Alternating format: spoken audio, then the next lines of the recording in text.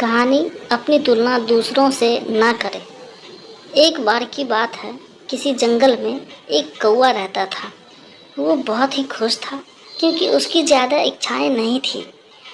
वह अपनी ज़िंदगी से संतुष्ट था, लेकिन एक बार उसने जंगल में किसी हंस को देख लिया और उसे देखते ही सोचने लगा कि ये प्राणी कितना सुंदर है।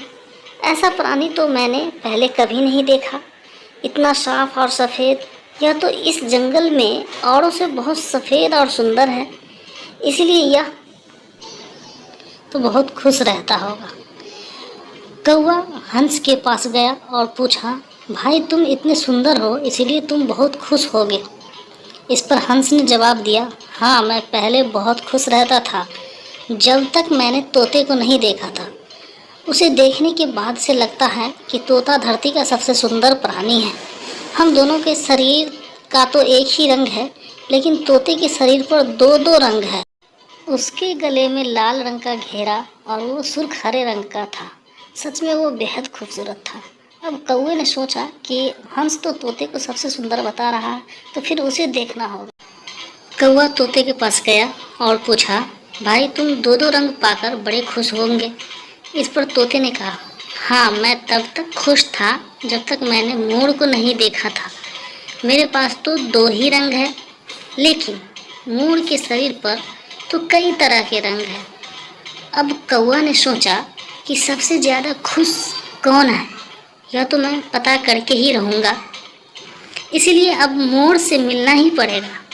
कौवा ने मोर को जंगल में ढूंढा, लेकिन उसे पूरे जंगल में एक भी मोर नहीं मिला और मोर को ढूंढते ढूंढते वो चिड़ियाघर में पहुंच गया तो देखा मोर को देखने बहुत से लोग आए हुए हैं और उसके आसपास अच्छी खासी भीड़ है।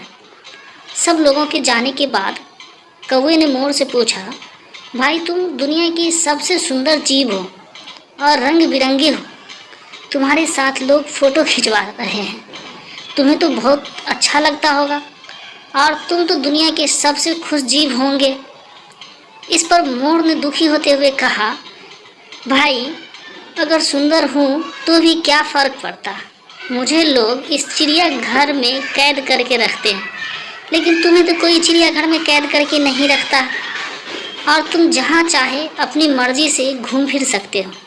इसलिए दुनिया के सबसे संतुष्ट और खुश जीव तो तुम्हें होना चाहिए, क्योंकि तुम आज़ाद रहते हो।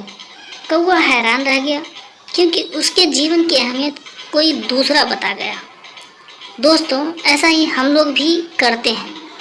हम अपनी खुशियाँ और गुणों की तुलना दूसरों से करते हैं, ऐसे लोगों से जिनका रहन सहन का माहौल हमसे बिल्कुल अलग होता है। हमारी ज़िंदगी में बहुत सारी ऐसी चीज़ें होती है जो केवल हमारे पास है, लेकिन हम उसकी अहमियत समझकर खुश नहीं होते, लेकिन दूसरों की छोटी खुशी में भी हमें बड़ी लगती हैं, जबकि हम अपनी बड़ी खुशियों को इग्नोर कर देते हैं। और यही सेम चीज़ हम लोग अपने जीवन में भी करते हैं। तो इस कहानी से आपको क्या सीख मिली, कमेंट करके ज़रूर बताएं।